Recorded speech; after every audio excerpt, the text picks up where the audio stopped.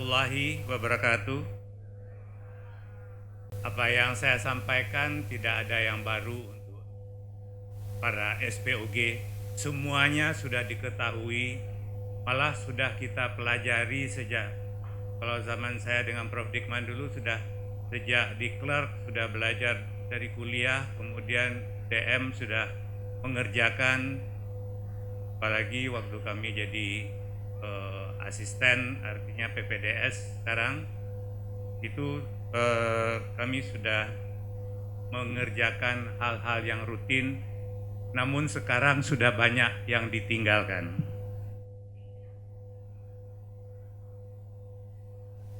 Saya memang ditugaskan oleh Ketua KSM Dr. Brahmana untuk jaga laporan pagi. Ya, banyak sekali hal-hal yang biasa kita lakukan dulu tidak dilakukan lagi sekarang. Itu yang ingin mengingatkan. Sebetulnya semua tidak ada yang aneh. Angka kematian ibu cukup tinggi, namun yang kelihatan itu hanya gunung es kecil. Tidak hanya kematian ibu, tapi ada yang mengiringinya. Satu ibu yang meninggal itu artinya ada sekitar 20-30 lain ibu-ibu yang menderita. Jadi tidak hanya satu yang meninggal itu, tapi ada 2-30 lain dengan adanya fistula, inkontinensia, infeksi, sterektomi, infertil, dan lain-lain. Jadi ada hal yang lain yang lebih besar yang tidak kelihatan dengan hanya melihat aki saja. Dan juga dalam satu kuliah di Bali tahun 2005, Dr. Blinsky ini menyampaikan bahwa dampak morbiditas dan mortalitas dari ibu yang melahirkan dari kehamilan itu cukup banyak. Ini tugasnya Prof. Dikman nanti ini, bagaimana ibu-ibu yang jelek itu tidak menghasilkan anak yang begini. Prof. Dikman akan memperbaikinya. Kita tunggu nanti. Dan family, dan tadi juga sudah ibu-ibunya ya. Nah, dari kematian yang sampai di RDS dari rujukan itu, penyebabnya macam-macam. Memang sebagian adalah dari pasien sendiri, tidak pernah kontrol, dan itu penyebabnya ya macam-macam, karena pengertian, biaya, jarak, dan lain-lain yang mungkin bisa kita olah. Silakan sejawat dari Opsos, mengapa kok pasien ini tidak kontrol? Dan yang sering juga disampaikan oleh Prof. Dikman pagi-pagi, itu pasien ada yang pernah 7 kali pergi ke SPOG. Tapi ada 7 SPOG, jadi bukan 1 SPOG. Jadi sekali kontrol ke Prof. Samsul, nanti ke Prof. Dikman, nanti ke Prof. Eri. Mana yang lebih pintar atau yang lebih murah, saya tidak tahu. Mengapa kok dia pindah-pindah. Nah, ini memang pasien, tapi nanti bagaimana SPOG menangani? Kemudian penanganan diabetes yang tidak standar, baik bidan, dokter, maupun SPOG. SPOG-nya juga tidak standar. Kemudian sistem JKN, kebijakan rumah sakit, umumnya terkait dengan pembiayaan. Bagaimana BPJS sekarang mengeluhkan angka seksio tinggi, berapa triliun keluar untuk seksio di Indonesia, berapa persen dari anggaran BPJS. Tapi di lain pihak, BPJS tidak memfasilitasi kalau kita lakukan tidak seksio, misalnya induksi dan sebagainya, dikeluarkan tidak biayanya. Tak mau dia ngeluarin biaya. Jadi untuk rumah sakit dan SPOG ya lebih suka seksio sajalah. Kita dapat biaya lebih, apalagi kalau induksi SPOG-nya, kalau saya menginduksi saya semalaman nggak tidur, saya akan menungguin berita dari maju apa enggak ini. Jadi kepikiran, tapi enggak dapat biaya. Lebih baik ya seksio aja lah. Jadi itu masalah-masalah yang, nah dari penyebab kematian saya enggak tahu, maaf saya enggak punya data terakhir dari KSM, tapi ini yang terakhir saya punya tahun 14. Ini kematian tertinggi itu dari preeklamsi dan jantung, perdarahan juga ada, tapi di sini ada ruptura uteri dan lain-lain. Nah, yang saya lihat, saya bukan, nanti kalau teknik tanya Prof. Heri ya, tapi yang saya lihat pagi-pagi itu yang sangat bisa dikurangi dari kematian yang datang ke Dr. Sutomo itu adalah jantung dan preeklamsi. Itu sangat bisa dikurangi kalau dari awal kehamilan sudah tertangani dengan baik. Hampir semua komplikasi berat dan kematian dirujuk dapat dicegah bila penanganan mulai hamil besar dari hamil muda sudah benar. Hampir semua bisa dicegah. Nah, ini yang ingin betul saya tekankan. Dan ini tugas kita. Dan repotnya, pasien tidak merasa ada kelainan. Preeklamsi itu pasiennya tidak tahu. Jadi dia tidak ada keluhan, dia buat apa periksa? Karena dia tidak tahu, ya harus dicari. Juga kelainan jantung yang tidak berat pada awal kehamilan atau sebelum hamil dia tidak tahu, ya biasa-biasa saja. Tapi begitu kehamilan masuk trimester 2-3, maka akan mulai sesak, dan karena itulah harus dikenali. Bisa enggak kita mengenali ini dari hamil muda? Sangat bisa, sangat bisa. Ini yang ingin saya tekankan. Cuma itu aja kok inti dari apa yang ingin saya sampaikan pagi ini. Sangat bisa. Nah, ini guru saya senior Dr. Puji Rohyati. Kalau Kemkes itu cuma mengenali 3 terlambat, dan sampai ke Dinkes ini juga menganggap 3 terlambat. Tapi Dr. Puji Rohyati menambahkan satu lagi, terlambat mengenali adanya masalah. Dan itu benar sekali. Kita tidak tahu bahwa pada pasien itu ada banyak masalah, ada masalah. Pasiennya tidak tahu, dokter yang memeriksa juga tidak tahu, kalau tidak dicari. Karena itu haruslah dicari. Karena itulah yang memerlukan pemeriksaan yang baik dari awal kehamilan yang lengkap. Cuma itu kok, cuma itu yang bisa saya sampaikan. Tapi ya,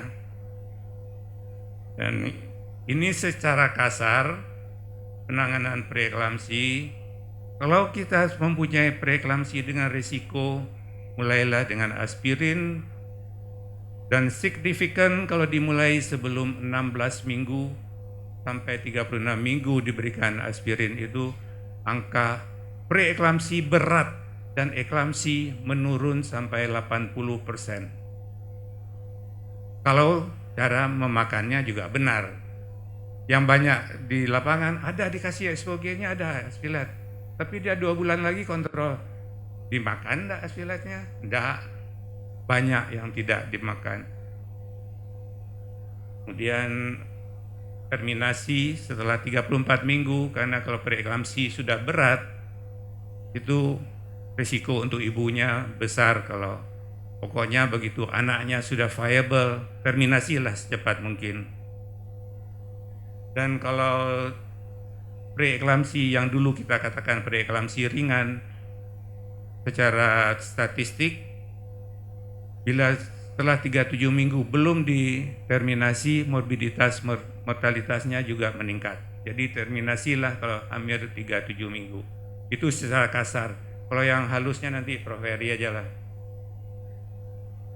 Dan PEB konservatif sebaiknya dilakukan kalau sebelum 3-4 minggu kita anggap belum viable, boleh di konservatif tapi diobservasilah dengan baik. Diobservasi dengan baik oleh yang berpengalaman. Ini penting. Dan di Rumah Sakit Dr. Sutomo, preeklamsi berat tidak kami pulangkan sampai dia melahirkan, sampai dia baik pulang. Cuma ada satu hal, terminasi itu tidak sama dengan seksio. Terminasi itu yang mengakhiri kehamilan, tapi tidak sama dengan seksio. Namun di luar semua di seksio. Saya pernah ada rujukan, cuma preeklamsi tanda petik ringan ya, istilah lama preeklamsi ringan, tapi sekarang sudah preeklamsi saja, without severe features, itu istilahnya yang resmi. Ini seminggu lagi di seksio sudah direncanakan seksio. Taunya belum sampai seminggu pasiennya sudah kejang. Ada itu kasus demikian itu ada. Nah, ini yang sering meningkatkan kegawatan kematian, tidak mengenali adanya risiko. Karena itu Dr. Puji mengatakan carilah. Kita harus mengenali kalau ada risiko. Dan ini banyak juga dilakukan, preeklamsi berat tidak diopname, tidak dimasukkan rumah sakit, dikasih nifedipin. Preeklamsi itu menurut Prof. Heri bukan hanya tekanan darah tinggi, tapi proses di dalamnya itu berjalan. Endotelnya dan sebagainya, tidak tahu lah Prof. Dikman yang mengerti itu. Biar tanya aja lah Prof. Dikman, Prof. Heri. Dan setelah tekanan darahnya turun, dikasih nifedipin turun, dipulangkan pasiennya. Datang-datang sudah udem paru, sudah kejang, sudah perdarahan otak, dan lain-lain. Itu ada, kasus begitu ada. Jadi tolonglah protokol preeklamsi itu nanti di kuliah Prof. Heri diikuti dengan baik. Tolong diikuti, jangan dilewatkan, karena bisa. Dan ini juga sering, jelas preeklamsi berat, indikasi seksio atau di luar di seksio, 2 hari kemudian dipulangkan, datang-datang udem paru. Itu banyak kejadian demikian. Dan kontrolnya juga kadang-kadang suruh kontrol sebulan lagi. Belum 1 atau 2 minggu pasiennya sudah udem paru lagi masuk rumah sakit. Itu ada. Karena saya disuruh Dr. Brahmana menyampaikan pengalaman dari laporan pagi, ya itu saya laporkan, memang ada kasus demikian. Jadi ikutilah protokolnya. Ini singkat aja mana yang dianggap sebagai berisiko. Nah ini ya, gemeli, hipertensi kronis, diabetes, penyakit ginjal atau nulipara, obes. Tapi observasi saya obes ini cukup cukup obes walaupun single, tidak ada yang lain. Saya lebih suka memberikan aspirin juga. Nih, kalau ya, memang tidak ada yang tidak perlu diberikan aspirin dosis rendah. Nih, dan kalau di bagian Prof. Heri juga mungkin menambahkan ya, MAP, mean arterial pressure, over test yang di orangnya kemudian juga kalau diperiksa arteria uterinanya itu sudah kompleks. Buat saya yang gampang-gampang ini aja lah, ini aja diikuti sudah lumayan. Kalau yang rumit-rumit biar jawab dari veto maternal aja yang menangani. Nah, ini yang juga saya wanti-wanti juga di Tomo, KIE sejak hamil muda untuk yang berisiko, dan pada pasien yang waktu KRS dengan preeklamsi, eklamsi. sampaikan, dan ini membutuhkan, Prof. Dikman sering tuh nyampaikan, kalau KIE itu nyampe enggak ke pasiennya atau ke keluarganya apa yang kita maksudkan. Ceritakanlah bahwa ini penyebab kematian ibu tinggi kematian karena preeklamsi dan menimbulkan sequelae, hipertensi kronis, penyakit ginjal, jantung, liver, dan sebagainya. Risiko stroke dan kardiomiopati juga meningkat. Dan pada janin, IUGR, IUFD, prematur, dan ini stunting. Kalau stunting itu pemerintah sampai Joko Widodo bersuara. Dan berisiko ulang pada kehamilan berikutnya. Ini tolong betul-betul nyampe pada pasiennya sehingga dia kalau misalnya memang perlu hamil lagi, dia tolonglah kontrol dari awal dan ditangani dari awal. Nanti ada, nah ini kasus, ini bulan November, bulan lalu. Jadi bukan 40 tahun di sekitar Surabaya, hamil ke-8 dengan 6 anak hidup. Pada hamil ke-6 pasiennya eklamsi. Bisa lahir umurnya 3 tahun. Artinya pada waktu dia melahirkan anak ke-6 dengan eklamsi itu usia ibunya sudah 37 tahun. Dan kebetulan dia kawin 2 kali. Untuk suami yang kedua ini, yang ke-6 ini adalah anak yang ketiga. Jadi sudah sangat pantas disteril. Tidak pantas lagi dia untuk hamil. Mengingat risiko preeklamsi yang tinggi tadi, dia memang sangat tidak pantas untuk hamil lagi. Tapi tidak disteril. Itu di rumah sakit besar di Surabaya. Kemudian hamil ke-7, dia dengan hipertensi kronis, bagus, dengan dirawat di rumah sakit besar Surabaya, bisa lahir, tak apa-apa, direncanakan steril, tapi ditunda karena tekanan darahnya tinggi. Ya pasiennya tidak balik lah, karena tidak balik itu 2 tahun yang lalu kalau nggak salah, tahun atau 2 tahun yang lalu. Kemudian hamil lagi lah dia yang sekarang yang ke-8. Tidak pernah periksa sampai hamil 28 minggu. Itulah, karena memang mungkin tidak merasa. Tapi karena KIE atau mungkin ada di KIE, ibu jangan hamil lagi ya. Ya lewat aja tapi tidak sampai diresapi. Baru dia datang ke puskesmas dengan nyeri kepala, sakit kepala. Puskesmas tanggal 8 November 22. Jadi belum sebulan yang lalu. Kejang. Tekanan darahnya 216/130. Ada anisopor, hemiparese, dikirim ke rumah sakit Dr. Stomo, didiagnosa eklamsi, perdarahan intrakranial dan intraventrikular, lakukan seksio dan external ventricular drainage ya oleh saraf, dan ibu ini meninggal tanggal 17 hari ke-9 kalau nggak salah saya. Dan kasus dengan ICH preeklamsi yang meninggal ada 2 dalam bulan November ini. Jadi bukan kita sudah mendeklarasikan perang dengan eklamsi tanggal berapa lupa saya, Permanto ada tanggal 7 November tahun 17 kalau nggak salah, 7 November tahun 17.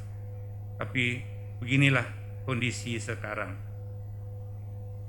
Jadi ini yang saya laporkan, ini ada kasusnya, jadi bukan ngarang. Kalau kelainan jantung juga demikian. Ibu hamil itu tidak tahu kalau dia sakit jantung, kalau dia tidak sesak. Hampir semua kelainan itu adalah kelainan jantung kongenital, ASD, VSD, PDA, Fallot, dan Eisenmenger.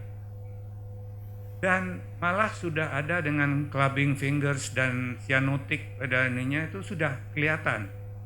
Tapi tidak terdeteksi sebelumnya waktu hamil muda, walau sudah melalui tenaga medis. Tapi tanda-tanda tanpa tanda ini pun seyogianya sudah bisa diketahui tanpa ada clubbing fingers, cyanotic. Ini ada aja tidak ketahuan, apalagi tidak ada. Kalau kita tidak memeriksa secara sistematis ibu hamil yang seharusnya dikerjakan. Ini sudah melalui tenaga medis ya, sudah melalui SPOG juga. Sudah melalui SPOG juga, tidak ketahuan. Jadi makanya kalau secara teori tidak ada yang baru dari saya. Makanya setiap pemeriksaan antenatal, lakukanlah pemeriksaan jantung sedini mungkin.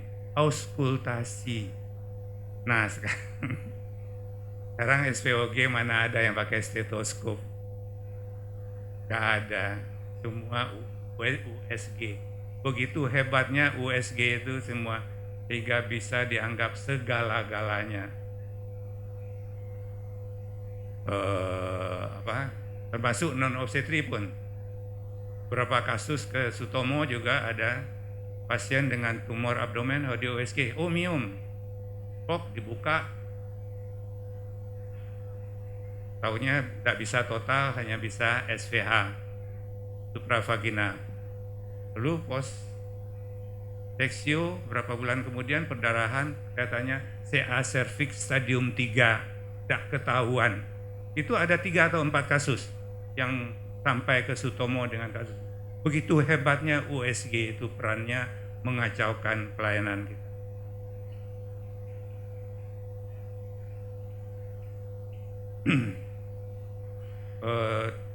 Tadi. Bidan sebaiknya didengar. Bidan memang tidak diajarkan dengar jantung, tapi barangkali bisa diajari bagaimana mendengarkan jantung yang normal. Ini loh yang normal, dia bisa gantian dengan temannya. Normal. Kalau tidak normal, ya kirimlah ke dokter. Kalau ada kelainan, kirim ke dokter. Mungkin tidak apa-apa, tapi mungkin juga ada apa-apa. Dan juga bidan banyak juga yang masih merawat pasien dengan hipertensi. Itu yang dikirim ke Sutomo itu. Dikasih nifedipin atau jadi tidak pada tempatnya bidan merawat pasien ibu hamil dengan kelainan jantung ataupun hipertensi. Mengenai perdarahan, yang paling sering saya observasi adalah kala 3 aktif tidak lakukan dengan benar. Bukan tahun ini, tahun sebelum-sebelumnya. Ada 2 kasus inversio uteri kali, ditarik keluar ya, keluar sak uterusnya. Ada yang meninggal, 1. Dan ini observasi kontraksi uterus perdarahan 2 jam pertama. Seperti saya ceritakan tadi, sejak kuliah kita sudah diajari periksa 2 jam PP kontraksi uterus, tinggi fundus uteri diperiksa dengan baik. Kalau itu dikerjakan, mungkin ini pasien tidak ada apa-apa, sesudah partus, 6 jam kemudian tiba-tiba perdarahan 1000 cc, yaitu tidak mungkin. Sebelumnya sudah ada perdarahan, tidak ketahuan, hanya tidak keluar, tertimbun di dalam uterusnya. Dan yang aneh lagi, poseksio, perdarahan, HPP, pasang tampon vagina, ya buat apa ya? Banyak itu yang mengerjakan. SPOG juga ada, bidan apalagi. Hanya sekedar misoprostol. Yang penting uterotonika, pitocin dan ergometrin ya, kecuali ada kontraindikasi ergometrin saya diberikan misoprostol. Tapi kalau sudah ada misoprostol itu tidak ada manfaatnya. Asam tranexamat diberikan kalau kerjakanlah semua pertolongan penanganan HPP, tambahkan aja asam tranexamat 1 gram. Semua penanganan HPP sebagai standar tetap dilakukan, tambahkan asam tranexamat. Ini sangat bermanfaat. Nah ini tadi, dokter itu selalu digambarkan dengan stetoskop, tapi SPOG Indonesia bukan dokter kali, tidak ada yang pakai stetoskop. Semua diselesaikan dengan US. Jadi, nah ini, lakukanlah pemeriksaan dasar obstetrik ginekologi, termasuk auskultasi itu pemeriksaan dasar. Jadi saya angkatan tua itu sejak DM itu melakukan dan auskultasi jantung paru.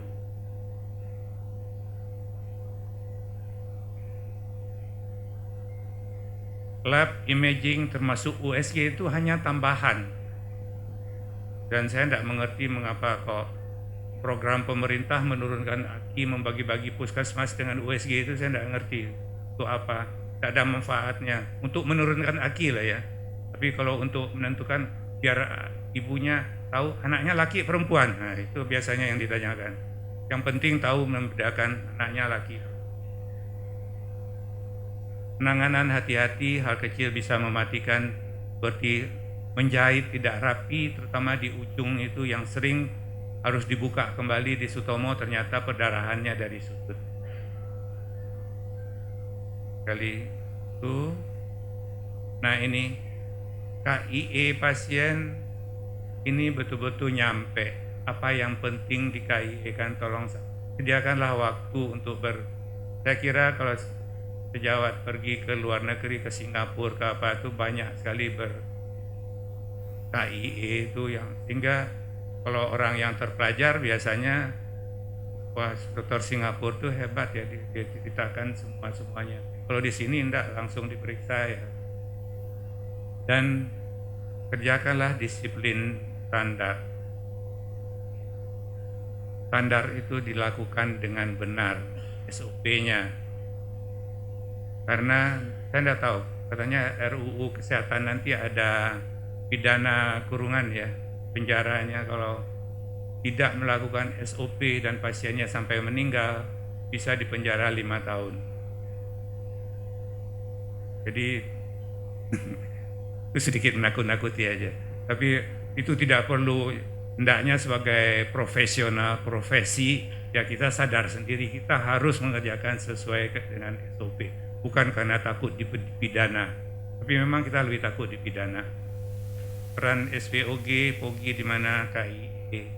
Ini penting, taat pada SOP ini supaya tidak dipidana. Nah ini POGI harus aktif lah pada semua. Terbangun tidak ada ya? Kemarin ada. Terbangun itu mengatakan sekitar 3% itu hanya kita berperan dalam kematian ibu sekitar 23%. Di luar itu, di luar kemampuan kita. Jadi, tapi kerjakanlah ini. Memang yang di luar ini yang harus kita ikut berperan. Mengapa? Karena dari POGI itu organisasi pelopor. Saya tidak tahu yang terakhir anggaran dasar POGI bagaimana. Ini saya ambil dari tahun 12. Organisasi pelopor memperjuangkan hak-hak kesehatan reproduksi untuk mencapai taraf kesehatan. Pelopor dalam menggerakkan upaya perbaikan. Jadi pelopor kita harus di depan, walaupun bukan kita yang melakukan seksio, kita yang melakukan ini. Meningkatkan dan mengamalkan teknologi. Nah ini Fatala ini orang luar biasa, idola saya sudah mengikuti kuliah beliau sejak tahun 80-an, 90-an. Enak kalau memberi kuliah. Ya banyak jabatannya di BNFPA, WHO, sebagai presiden atau ketua research di human reproduction. Dia mempunyai quote-quote yang banyak saya ikuti juga. Antara lain seorang perempuan mempunyai kewajiban meneruskan generasi yang akan datang yang belum tergantikan sampai saat ini. Jadi kalau tidak ada perempuan ya generasinya habis. Tapi untuk itu mereka mempertaruhkan nyawanya. Nah ini, women are not dying is we can they are dying because societies have not yet make the decision that their lives are worth saving. Jadi society, masyarakat belum memutuskan bahwa ini betul-betul harus diberantas. Saya merasakan ini disampaikan tahun 97. Dia mempunyai, jadi juga dia mengatakan Obgyn itu tidak hanya partus dan operasi ginekologi, tapi memperjuangkan kesehatan perempuan. Dari sini juga saya waktu sekitar 20 tahun lalu dalam pidato pengukuhan saya judulnya dengan kesehatan perempuan menuju Indonesia sehat. Karena waktu itu menterinya Jawat kita Profesor Farid Muluk yang mempunyai tujuan Indonesia sehat tahun 2010. Jadi disehatkan perempuannya akan lebih mudah capai Indonesia sehat.